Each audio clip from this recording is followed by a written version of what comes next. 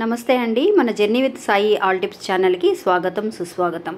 రోజు కూడా మన ఛానల్లో మన వారాహి అమ్మవారి గురించి తెలుసుకుంటూ ఉన్నాము. ఎన్నో పూజలు పరిహారాలు చేస్తూ ఉన్నాము. అలాగే ఈరోజు చూడబోయే వీడియో ఏంటి అని అంటే అండి, ఎవరైతే వారాహి భక్తులందరూ కూడా నమ్మకంతో ఈ వీడియోని ఇప్పుడు మనం చూడగలుగుతున్నాము అని అంటే కనుకండి, నిజంగా ఈ పండగకి మన జీవితం అనేది ఖచ్చితంగా మారబోతుంది అని అర్థం అండి. అంతేకాకుండా మనకి ఒక అదృష్టం అనేది కూడా కలిసి రావడం అనేది ఖాయం.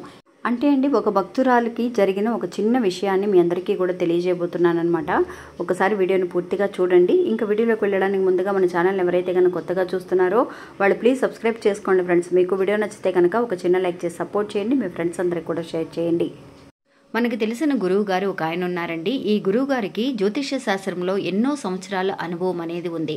ఈయన ఏదైనా ఒక సమస్య మీద పూజ చేస్తే కనుక ఆ సమస్య నుంచి బయటపడని వాళ్ళు ఉండనే ఉండరండి. అందువల్ల మీరు ఏదైనా ఒక సమస్యతో బాధపడుతూ ఉంటే ఈ గురువు గారికి ఒక్కసారి కాల్ చేయండి.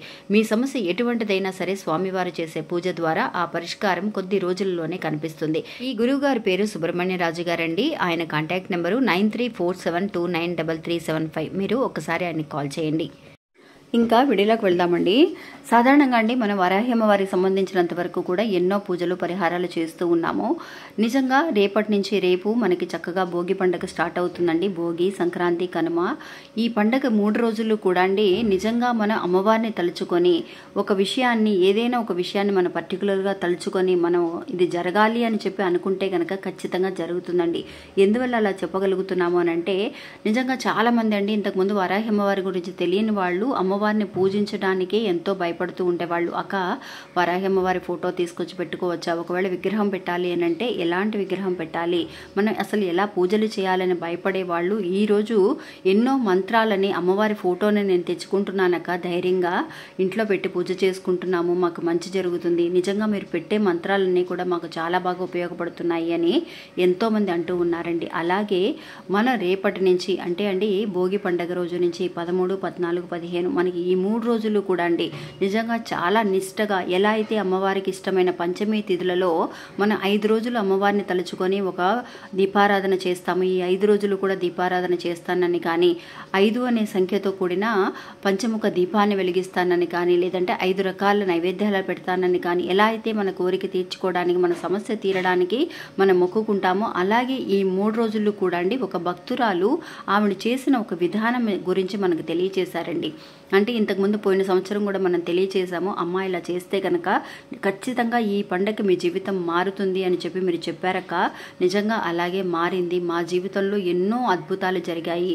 నిజంగా ఎవరైతే మాకు అదృష్టం లేదు అని చెప్పి అందరూ అంటూ ఉన్నారు, అలాగా అమ్మవారిని మీరు పరిచయం చేసిన తర్వాత వారాహి అమ్మవారి గురించి నమ్మకంతో, అసలు ఇంతకుముందు అమ్మవారి గురించి మాకు తెలియదక్క, ఒక్క నమ్మకంతో మేము చేసిన ఒక విషయం ఏంటి అని అంటే దీపారాధన మటుకు చేస్తున్నామక్క. ప్రతిరోజు కూడా ఆవిడ రాత్రిపూట అండి, అంటే ఆవిడ ఇంట్లో టైం కుదిరినప్పుడల్లా, అంటే 7 తర్వాత 8 నుంచి 9 లోపు అయినా సరే ఏదో ఒక టైంలో దీపారాధన చేసేవారండి ఒక ప్రమిదతో. అంటే అది కూడా అండి వాళ్ళ ఇంట్లో వాళ్ళ అత్తగారు వాళ్ళకి కొంచెం భయం అనమాట. అంటే అమ్మవారిని, వారాహి అమ్మవారు చాలా వరకు కూడా శక్తివంతమైన అమ్మవారు కదా, ఆవిడ మనకి ఇలా పూజలు చేయొచ్చా లేదని భయపడుతున్నారక్క. కానీ ఆవిడ మీద నమ్మకం అనేది నాకు పోలేదు. నేను ఏం చేసేదాన్ని అని అంటే అమ్మవారిని తలుచుకొని, తను వంటగదిలో అండి, నేను వంటగదిలో ఉన్నప్పుడు నాకు అమ్మవారి ఆలోచనే వస్తూ ఉండేది, అయ్యో పూజ ఎలా చేయాలి అని. బయట అక్కడ దీపారాధన చేస్తే అంటే హాల్లో కానీ వేరే పూజ గదులు అంటూ మాకేమీ లేవక్క, మాకు ఒట్టి హాల్ మట్టుకే ఉంది. వంటగదిలో 2 రూములు ఉన్నాయి. నేను ఏం చేయాలో నాకు తెలియలేదు. అందువల్ల నేను అమ్మవారిని తలుచుకొని ఎప్పుడు రాత్రిపూట అండి వంటగదిలోనే తను ఒక దీపారాధన చేసేవారంటండి. ఒక ప్రమిదతో చిన్న దీపారాధన వెలిగించి అమ్మవారికి సంబంధించిన మంత్రాలు, ఏదైతే బీజాక్షరాలు మీరు తెలియజేస్తున్నారో అలాంటి అక్షరాలని నేను అనుకుంటూ ఉండేదాన్ని, రాసుకుంటూ ఉండేదాన్ని. అంటే వంటగదిలో ఏదో పని చేసుకుంటూ అలా చేసుకుంటూ ఉండేదాన్ని. పెద్దగా వాళ్ళు పట్టించుకునే వాళ్ళు కాదు. నేను అంతేగాని వారాహి అమ్మవారి ఫోటో తెచ్చుకోలేదు, ఇంకా నేను వారాహి అమ్మవారి విగ్రహం అనేది ఏమీ లేదు. నేను ఒట్టి దీపారాధన మటుకు చేసేదాన్ని. అది కూడా ఆ దీపం అండి ఉత్తరం దిక్కుగా చూస్తున్నట్టుగా నేను పెట్టేదాన్ని అక్క, మీరు వీడియోలో చెప్పినట్టుగా అని చెప్పి ఆవిడ అన్నారండి. నిజంగా అలాగే పోయిన సంవత్సరం రాత్రిపూట అండి, అంటే భోగి, సంక్రాంతి, కనుమ ఈ 3 రోజులు కూడా రాత్రి రాత్రి పూట పండగ రోజు కదా, చక్కగా పొద్దునంతా కూడా అంత హడావిడిగా ఉండేవాళ్ళు, ఇంట్లో పిండి వంటలు వండుకునేవాళ్ళు, అంత పిల్లలు అందరూ వస్తూ ఉండేవాళ్ళక నాకు చాలా బిజీగా ఉండేది, కుదిరేది కాదు. అయినా సరే రాత్రిపూట మర్చిపోకుండా నేను భోగి రోజు పెట్టిందంటండి ఆవిడ, దీపారాధన చేశారంట. తర్వాత పండగ రోజు కూడా ఆవిడ దీపారాధన చేశారు. మూడో రోజు పెట్టడం అనేది కొంచెం చాలా టైర్డ్గా ఉండి 3 రోజులు చుట్టాలతో ఇల్లంతా కూడా చాలా బిజీగా ఉండటం వల్ల మర్చిపోయానక్క నేను. అంటే మర్చిపోవడం అంటే టైర్డ్లో మర్చిపోయాను. కానీ ఆ రోజు ఏమైంది అని అంటే అలా కూర్చుంటేనే నిద్రపోయాను నేను. నాకు నిదట్లో అమ్మవారు కనిపించి, అమ్మ దీపాన్ని వెలిగించలేదా నువ్వు అని చెప్పి అమ్మవారి మాటలు నాకు వినిపించాయక్క. నిజంగా చాలా అంటే చాలా అద్భుతం. ఏదైనా సరే ఒక విషయాన్ని మనం అనుకున్నప్పుడు అది కంప్లీట్ చేయాలన్న ఆలోచన అనేది మనకు ఉందనుకోండి, అమ్మవారు ఖచ్చితంగా సహాయం చేస్తారు. ఎందువల్లంటే మనం ఉన్న పరిస్థితి తెలుసు, సిచ్యువేషన్ తెలుసు. అటువంటి సమయంలో అమ్మవారే వచ్చి తనని లేపి ఇలా దీపారాధన వెలిగించమని అన్నట్టుగా ఎవరో పిలిచినట్టు అనిపించింది అక్క. ఆ మాటలకి నేను సడన్గా లేచి చూశాను. చూసేసరికి ఎదురుగుండా అమ్మవారే నిలబడినట్టుగా అనిపించింది నాకైతే. రాత్రి అప్పుడు ఆ టైం అండి 10 గంటల సమయం. ఎప్పుడు కూడా రాత్రిపూట అమ్మవారు సంచారం చేస్తూ ఉంటారని, భక్తుల కష్టాలు తీరుస్తారని మనం ఐదీకంగా చెబుతూ ఉన్నాము. అలాగా ఈ పండగకండి నిజంగా మీరు మొక్కుకోండి ఫ్రెండ్స్ అమ్మవారిని. ఖచ్చితంగా పండగ రోజుల్లో మనకి ఎలాగైతే చాలా విశేషంగా పండగని చేసుకుంటామో, ఎంతో హ్యాపీగా ఉంటూ ఉంటాము, అలాగే మీరు చేసే దీపారాధన కూడా చాలా వరకు కూడా శక్తివంతమైనదండి. ఒక్క దీపారాధన చాలు మన జీవితాన్ని మనం మార్చుకోవడానికి, అదృష్టవంతులుగా మారడానికి. ఇంకా అలా దీపారాధన చేసేటప్పుడు ఆ దీపంలో అండి ఈ 3 రోజులు కూడా మీరు ఒక చిటికెడు కుంకుమని ఆ దీపంలో వేయండి. మీరు ఎర్రవత్తులు ఉంటే ఎర్రవత్తులతో దీపారాధన చేసుకోండి. ఎందువల్లంటే ఎర్రవత్తులు అమ్మవారికి విశేషం. ఎరుపు అనే రంగుతో చక్కగా వస్త్రాలు, ఎరుపు రంగు వస్త్రాలను ధరించడానికి వీలైతే కనుక ప్రయత్నించండి.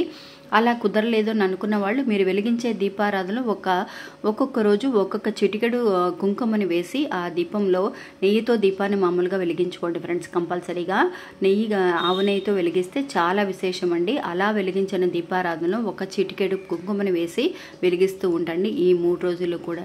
నిజంగా ఈ పండగ నుంచి అండి మీ జీవితం ఖచ్చితంగా మారుతుందండి. నా జీవితం మారట్లేదక్క, నాకేమీ కలిసి రావట్లేదని అనుకున్న వాళ్ళు అమ్మవారి ముందు ఇలా దీపారాధన వెలిగించి అమ్మవారికి ఇష్టమైన ఓం ఐం హ్రీం శ్రీం అనే మంత్రాన్ని కానీ, లేదంటే వజ్రఘోషం అనే మంత్రాన్ని కానీ, ఓం శ్రీం అనే మంత్రాన్ని కానీ, మీకు ఎన్నో మంత్రాలు మన ఛానల్లో తెలియజేసాం. మీకు ఏదైతే మీరు అనుకోగలుగుతున్నారో అలాంటి మంత్రాన్ని అనుకోండి. వీలైతే గాయత్రి మంత్రాన్ని చదవండి. వారాహి గాయత్రి మంత్రాన్ని కూడా మన ఛానల్లో తెలియజేశాము. అలాంటి మంత్రాలను అనుకోండి. నిజంగా అదృష్టం అనేది ఎవరైతే మీ అందరిని ఎగతాళి చేశారో వాళ్ళందరూ కూడా మిమ్మల్ని వెతుక్కుంటూ వచ్చేలాగా అమ్మవారు మీకు దీవెనిస్తారండి. ఇంకా ఇది ఫ్రెండ్స్ ఈరోజు మన వీడియో. ఈ వీడియో కూడా మీ అందరికీ ఎంతో ఉపయోగపడుతుందని అనుకుంటున్నాను. ఈ పండగకి నచ్చితే కనుక బాగుంది, మనం చేయగలము అని అనుకున్న వాళ్ళు చక్కగా మీ ఫ్రెండ్స్కి కూడా షేర్ చేయండి ఫ్రెండ్స్. వాళ్ళు కూడా చేసుకొని మంచి ప్రయోజనాన్ని పొందాలి అని చెప్పి మనందరము కూడా మనసారా ఆశిద్దామండి. ఇలాంటి చిన్న చిన్న సహాయం చాలండి. మనం పెద్దగా డబ్బులు లక్షల్లో, వేలల్లో, వందల్లో మనం సహాయం చేయలేకపోయినా ఒట్టి మాట సహాయం అయినా సరిపోతుంది కదా ఎదుటి వాళ్ళ జీవితాలకి సహాయపడడానికి అన్న ఆలోచన అనేది బాగుందా లేదా అనేది మీరందరూ కూడా నాకు కమెంట్స్లో తెలియచేయండి. మళ్ళీ మంచి ఇంకొకటిలో మళ్ళీ కలుస్తాను. అంతవరకు సెలవు. నమస్తే. జై వరాహి.